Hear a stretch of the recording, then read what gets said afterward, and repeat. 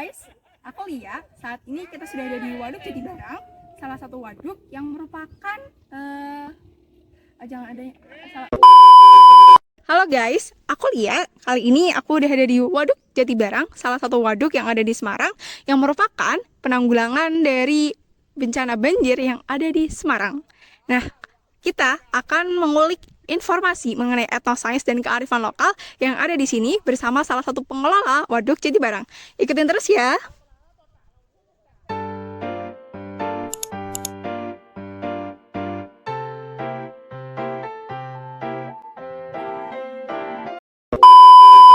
Baik, selamat siang Bapak. Perkenalkan, nama saya Farhatul Amalia. Saya dari pendidikan IPA UNES. Saat ini saya ingin mewawancari Bapak nih Pak tentang mungkin kearifan lokal yang ada di Waduk Jatibarang ini. Mungkin dari Bapak pertama boleh perkenalan terlebih dahulu. Ya, selamat siang.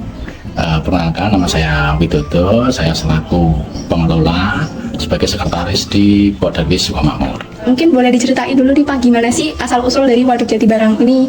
Itu gimana?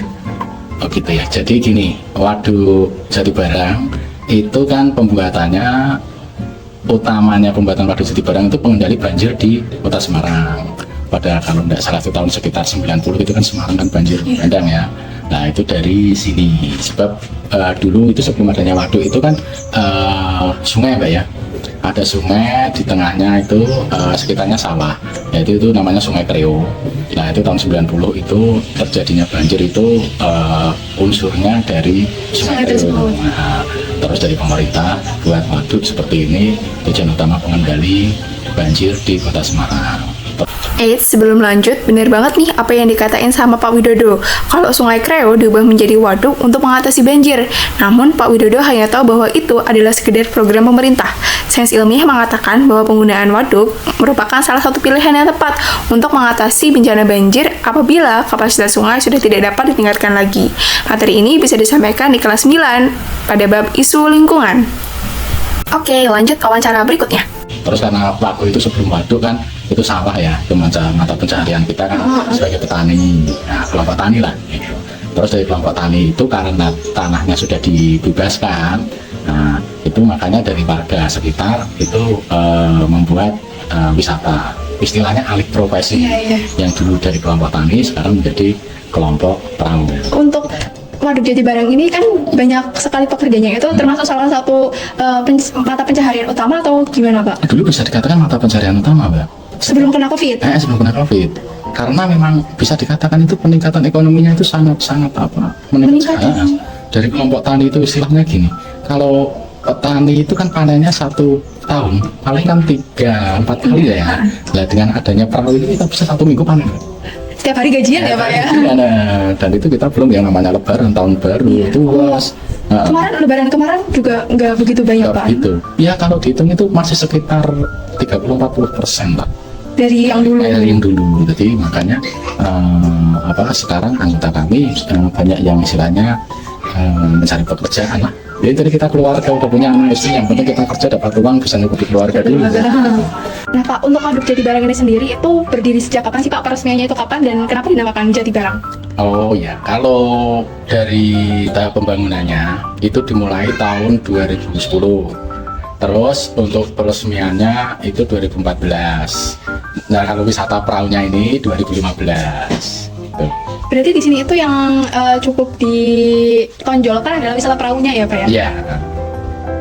Terus tadi kenapa Pak dinamakan Jatibarang? Oh ya, itu kan sebenarnya itu kan pembuatannya itu surveinya dari tahun zamannya Pak Harto ya. Dari surveinya Pak Harto itu waktu itu di daerah sini kan jalannya kurang bagus di daerah Gunung Pati itu. Terus dari pusat itu pengambilan sampel tanahnya atau gimana kita juga agak mudeng kayak apa itu bagian teknik lah. Nah itu mereka kan lewatnya kan Jatibarang. Jadi akses jalan yang bagus dulu itu Jatibarang. Itu Jatibarang sama Temijin. Oh berarti sebenarnya dulu ada pintu akses yang di Jatibarang ya Pak ya? Sampai sekarang pun ada. Cuma lebih populer sini. Lebih populer sini. Oh iya Pak, kalau di sini itu mungkin ada tradisi khusus gitu Pak untuk kayak apa ya namanya, yang melestarikan tradisi gitu saja. Ya kita sampai sekarang pun kita masih mempunyai yang namanya nyadran waduk larungan. Kita dapatnya di bawah itu. Nah, itu kita laksanakan setiap 1 tahun sekali. Itu kita larungan yang di tengah waduk itu, itu istilahnya nyadran Pak. Nah, sebelum lanjut lagi, kita bahas dulu nih, apa sih nyadran atau larungan yang tadi sempat dimention sama Pak Widodo.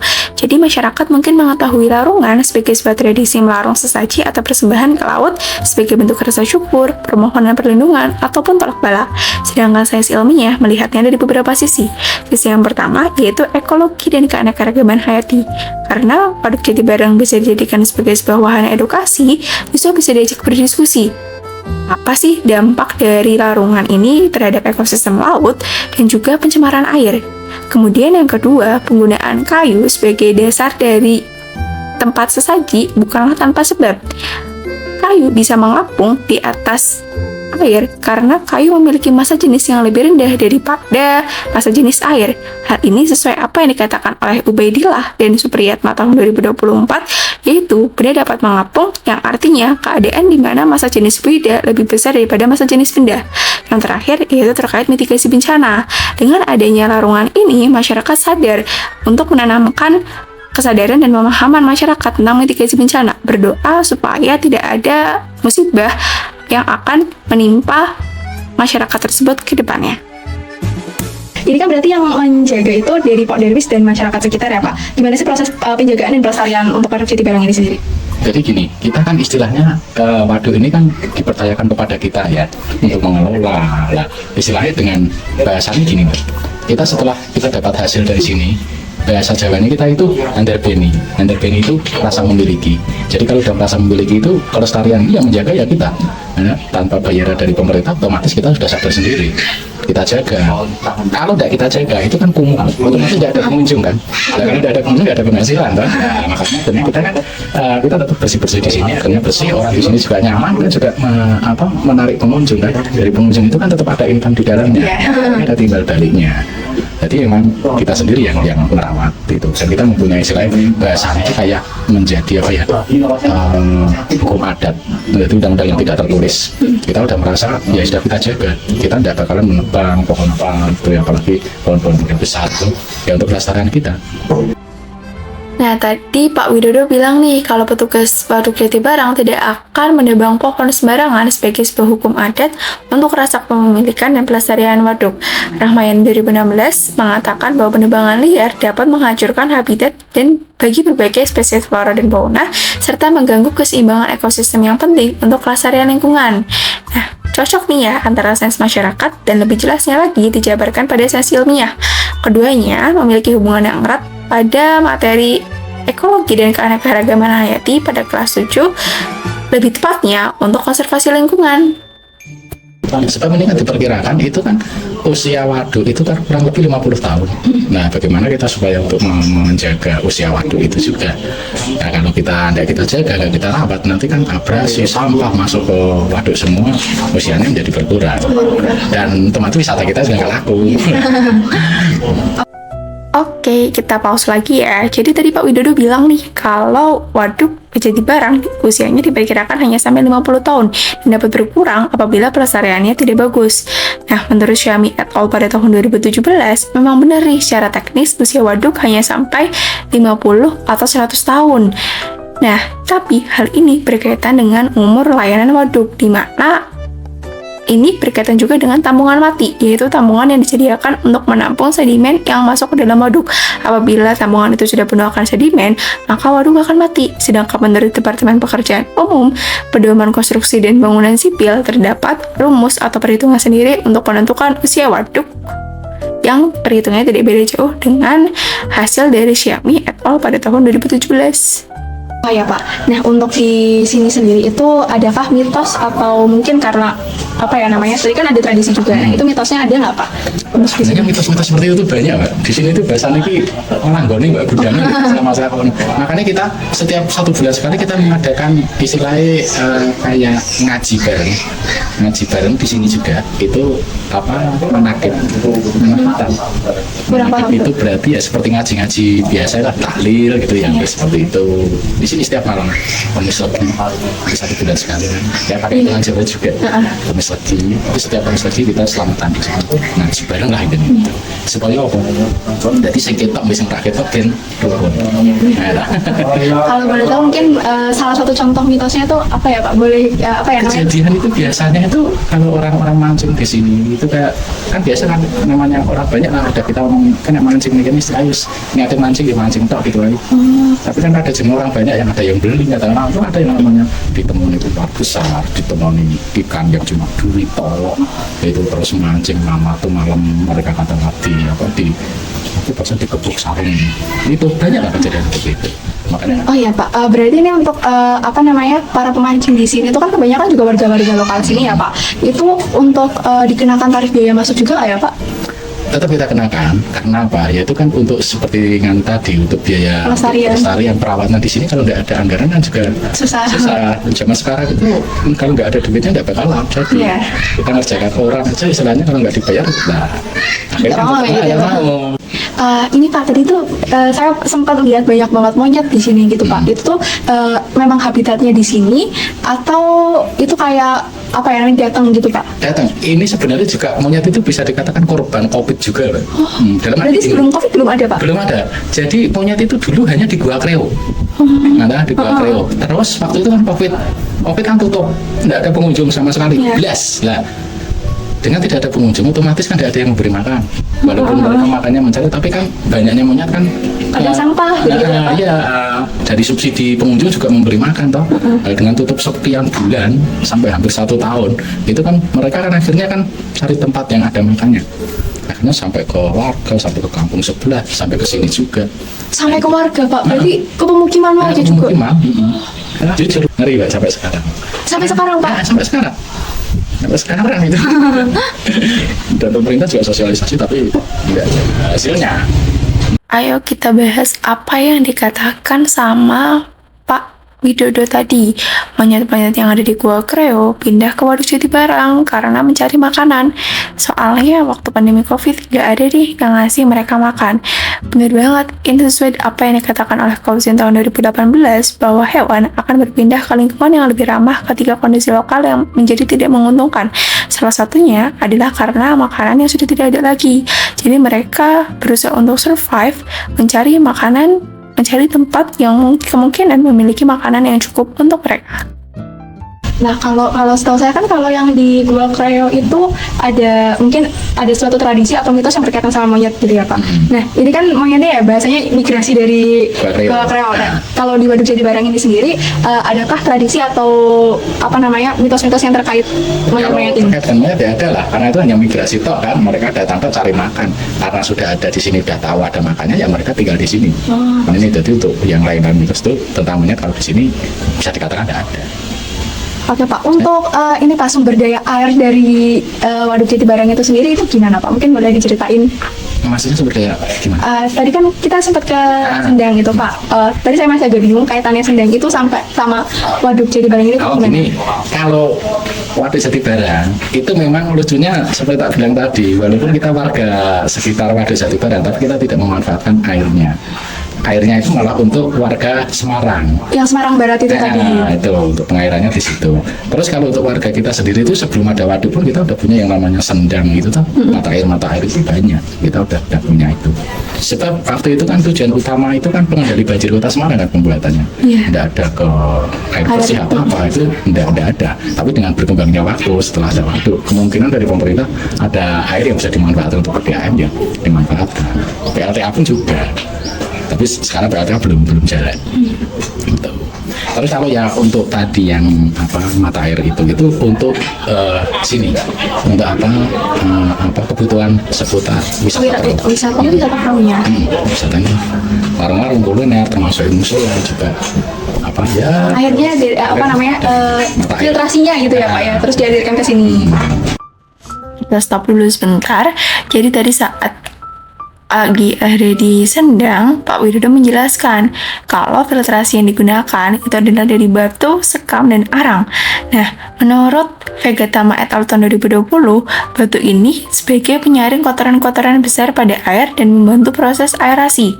Sedangkan menurut Yulieti 2018, sekam membantu dalam proses pengendapan partikel-partikel halus dalam air sehingga mempermudah proses penyaringan dan penjernihan air. Sedangkan Kusmita et al. Tahun 2022 menjelaskan bahwa arang dapat menyaring bau, menjernihkan, dan menyaring logam yang terkandung dalam air.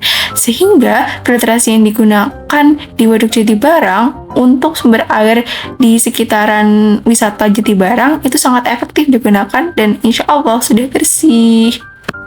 Tadi kan sudah diceritain di awal ya Pak, kalau wisata ini tuh sebelum COVID ramai banget, terus banyak peminatnya, terus berdampak COVID. Nah, selain COVID nih, kayak musim-musim penghujan, terus musim panas itu kira-kira cukup berdampak juga nggak sih Pak terkait di Waduk Jatibarang ini?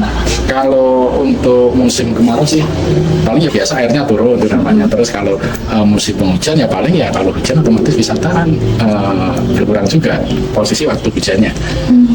Kalau itu ya tetap ada pengaruhnya cuma itu Pak. Kalau misalkan habis hujan deras gitu berarti untuk yang wisata perahunya itu tidak dijalankan atau gimana Pak? Tidak dijalankan. Karena ini ya Pak, bahaya ya Pak ya. Kita tidak mau beresiko. Untuk pengolahan sampah di sini itu gimana Pak prosesnya? Pengolahan sampah ada sih yang bagian mumpuni seperti bank sampah ya. Iya. Nanti udah ada orang sendiri yang cari.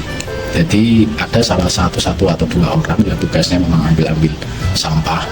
Terus sampah yang bisa dimanfaatkan, bisa dijual, mereka kumpulkan. Nah, nanti ada orang sendiri yang ambil itu.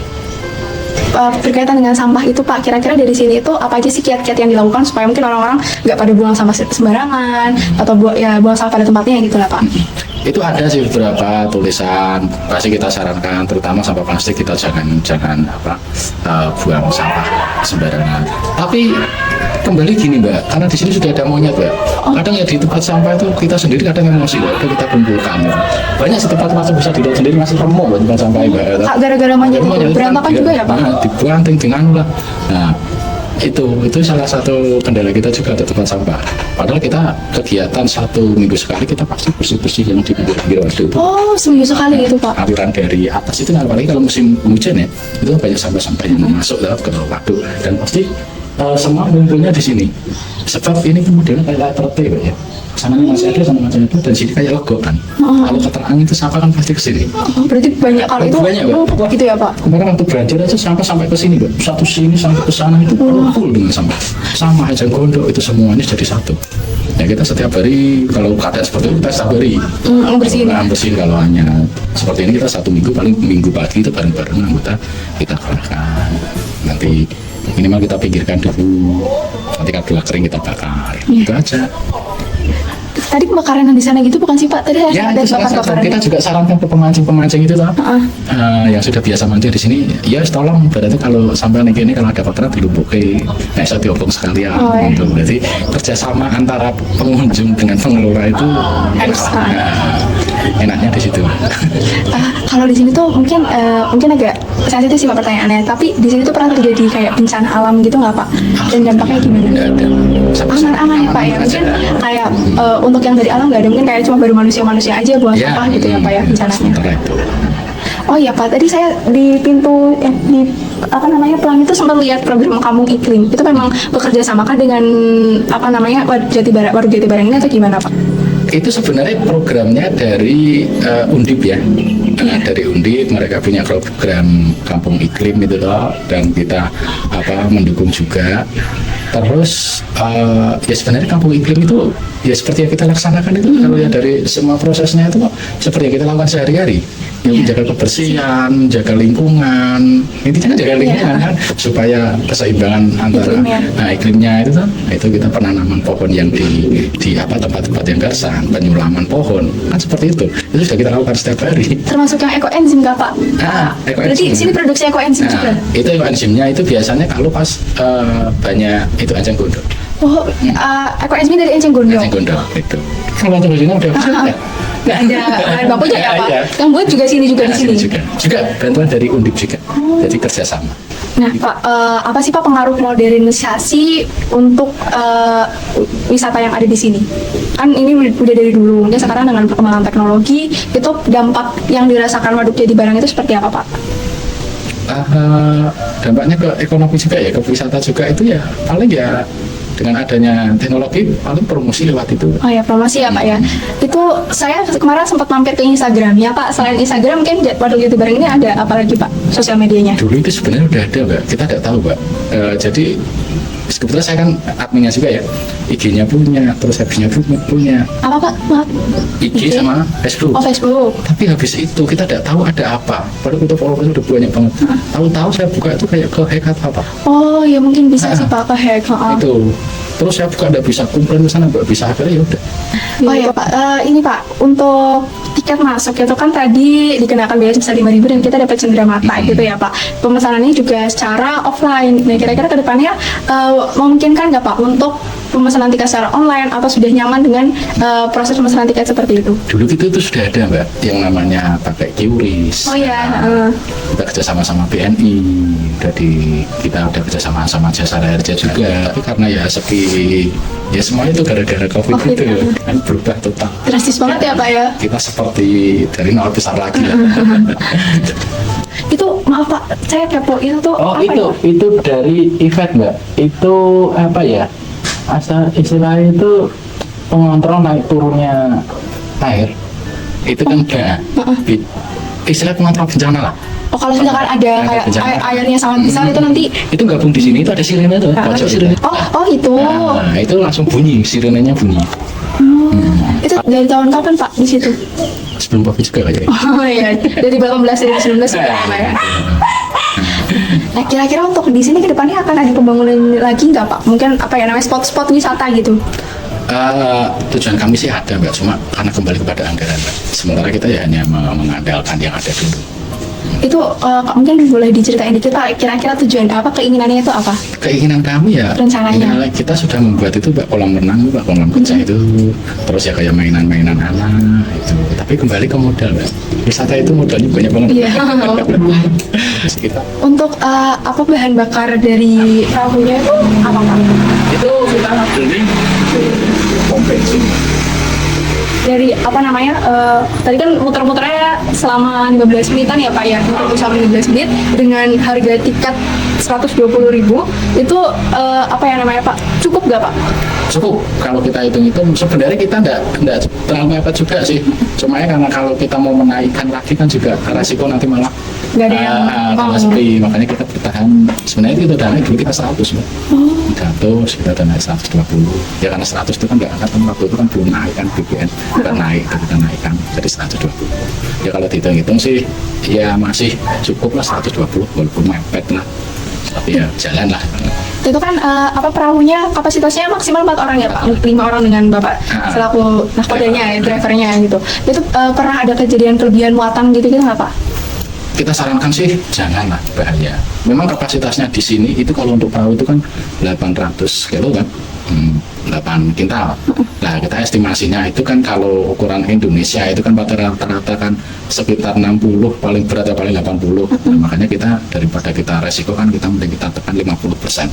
Kalau toh ada tambah lagi anak kecil 1-2 kan tidak masalah. Yeah. Jadi memang jujur untuk safety tetap kita utamakan. Nah, jadi apa yang disampaikan Pak Widodo itu benar banget nih. Saat kapal berada di dalam air, sebagian volume kapal mendorong air ke samping sehingga menimbulkan gaya apung yang menopang kapal. Dengan kata lain, berat air yang dipindahkan oleh bagian kapal yang terendam air sama dengan berat kapal itu sendiri. Sehingga berat kapal menyeimbangkan gaya apung dan kapal terapung di permukaan air. Jika berat kapal melebihi daya apungnya, maka kapal tersebut akan tenggelam atau sama dengan kelebihan muatan. Untuk harga tiket masuk itu kan dipatok Rp5.000 ya Pak. Pertimbangannya apa sih Pak untuk memberikan harga yang menurut saya tuh cukup apa ya namanya affordable, cukup murah untuk ya. Nah, gini Mbak, sebenarnya kalau untuk tiket kita itu sebenarnya tidak ambil tiket. Sebab kalau kita namanya tiket itu kan kita nanti hubungannya kan ini kan bukan tanah kita. bukan pribadi, miliknya pemerintah. Dimanapun yang pemerintah itu nggak boleh ada tiketnya, iya, nggak kecuali boleh. memang ada izinnya dari pembuatan tiket dan itu ada pajak dan itu ribet pakai banget. Nah, makanya kan kita konsultasi sama orang-orang yang udah gini aja lah, kamu udah usah bayar tiket, tapi kan kamu di situ juga bayar orang. Bagaimana caranya supaya tiket juga jalan, orang kamu bisa kebayar, di situ ada yang namanya usaha cindera mata. Nah, itu disiasati gini aja. Itu bukan tiket tapi membeli souvenir. Oh iya. Nah, itu kamu udah ada repot-repot itu di mata hukum pun tidak ada masalah, tidak melanggar hukum karena itu bukan tiket. Jadi kita jual souvenir. Nah, itu. Biasanya kalau sekarang tuh Pak, perharinya tuh dapat berapa pengunjung Pak? Hari itu nggak pasti Mbak. Kadang belas Mbak, jangan kan kadang 1 minggu pun kita belas ya ada. Gara-gara COVID Ya, itu Pak. gara-gara COVID itu. Nah, itu hebatnya di situ. Makanya kan di sini itu sebelum COVID saya bilang itu tidak ada 50%. Paling ya sekitar 30-40%. Gitu. Dari sebelum COVID loh ya. Cukup ini apa ya, tertekan cukup berimbas sekali. Berimbas sekali pakai banget. Nah, kesulitan-kesulitan apa aja sih Pak yang sekarang dihadapi dari pengelolaan waduk ini? Kesulitannya ya gimana ya? Ya gara-gara pengunjung tidak ada itu ya repot lah. Kita udah promosi dengan tetap tidak bisa repot. Susah ya Pak ya, Susah. apalagi sekarang banyak wisata-wisata baru. Persaingan wisata sekarang banyak kan. Ya kita ya sebenarnya kita mau inovasi, mau tambah wahana, tapi kan kembali ke dana. Tapi ya udah kita ya kendalanya kita ya jujur aja kok anggaran. Jelas itu. Ini Pak, mungkin bisa disampaikan pesan-pesan apa aja sih yang mungkin Bapak ingin sampaikan kepada masyarakat Kota Semarang dan sekitarnya supaya bisa melestarikan waduk Jati Barang ini juga? Ya, kita ya menghimbau kepada masyarakat Semarang ya, sering-seringlah mampir ke sini, jangan piknik dulu kemana-mana, terutama keluar kota sebelum ke Semarang itu udah Dijangkau. juga kepada istilahnya kalau yang di sekolah itu biasanya ada kayak tadi itu piknik itu kan keluar kota kan, coba kita ke tempat kita dulu aja biar perekonomian di Semarang itu tambah maju. Ya, seperti tadi itu contoh, tadi kan sering ada pengunjung seperti itu dari sekolah mana ya, kalau itu bisa berkembang ya akan lebih bagus lah, terutama untuk kami sendiri di sini. Nah, harapan Bapak ke depannya itu gimana Pak untuk waduk Jati Barang ini sendiri? Ya harapannya kita tetap menjaga kelestarian sini supaya tujuannya ini wisata banyak ke sini dan kami sebagai pengelola wisata Waduk Jati Barang ya akan tetap menjaga kelestarian. Itu aja. Nah, mungkin terakhir nih Pak, apa sih yang membedakan waduk Jati Barang dengan waduk-waduk lainnya? Yang membedakan kalau Waduk Jati Barang kita selalu ada kelompok, kalau ada apa-apa kita selalu mengedepankan namanya musyawarah dan untuk safety itu pasti. Terus kalau yang di tempat lain itu biasanya tidak ada yang istilahnya peduli dengan waduk, kita tetap ada, kita tetap bersih-bersih waduk. Dan itu tadi kita tetap dalam satu naungan Pok Darwis ya, satu naungan kelompok peduli waduk, itu yang lebih enak Ya, tetap melestarikan waduk gimana pun caranya ya Pak, Ya. gimana pun kondisinya ya, Ya. supaya nanti mungkin kalau ada orang yang datang berkunjung ke sini, suatu saat tetap bersih walaupun Ya. mungkin sekarang lagi terkena kesulitan. ya. Ya, mungkin cukup sekian. Terima kasih banyak Pak atas waktunya. Mohon maaf kalau tadi ada sempat salah-salah kata atau bagaimana. Sekali lagi terima kasih ya Pak. Ya, sama-sama. Nah, itu dia tadi hasil wawancara saya bersama dengan Pak Widodo. Sangat menarik bukan? Ada beberapa wahana-wahana dan spot-spot yang sangat cocok dijadikan untuk pembelajaran IPA. Nah, terus gimana nih keterkaitan antara Waduk Jati Barang dengan pembelajaran yang berbasis pada STEM? Ada Science, Technology, Engineering, and Mathematics. Ayo kita bahas secara singkat. Nah, yang pertama dari sisi sains, ada banyak banget nih pembelajaran sains yang bisa kita ambil dari Waduk Jati Barang, seperti Archimedes, ekosistem, ekologi, pencemaran, dan interaksi antara makhluk hidup. Untuk sisi teknologinya sendiri, dari Waduk Jati Barang juga sudah memanfaatkan berbagai macam teknologi. Yang pertama, ada penggunaan sosial media untuk sebagai sarana promosi. Kemudian ada juga sistem dari Universitas IFET mengenai pelacakan dari ketinggian kerendahan air yang ada di waduk. Kemudian penggunaan perahu yang sudah bukan perahu rakitan atau perahu yang sudah menggunakan bahan bakar diesel juga merupakan salah satu dari teknologi yang ada. Terus dari sisi engineeringnya ada apa aja sih? Yang pertama, selain merupakan bagian dari teknologi juga, penggunaan perahu, rekayasa perahu yang semulanya dari perahu rakitan menjadi perahu yang memanfaatkan bahan bakar diesel, itu juga termasuk salah satu bagian daripada engineering. Kemudian, rancangan atau rencana pembuatan spot-spot wahana lain seperti kolam renang, kemudian ada juga perosotan, itu termasuk ke dalam salah satu sisi engineering. Nah, yang terakhir nih, dari sisi matematikanya. Pertama, ada perhitungan kapasitas maksimal untuk penumpang perahu. Itu merupakan termasuk ke matematik. Kemudian, perhitungan tiket masuk yang sebesar Rp5.000 juga termasuk ke dalam bagian matematik. Serta yang terakhir, perhitungan tentang harga atau tiket untuk menaiki kapal itu juga termasuk dalam bagian matematik. Nah, itu dia rancangan-rancangan atau merupakan unsur-unsur dari STEM yang ada di Waduk Jatibarang.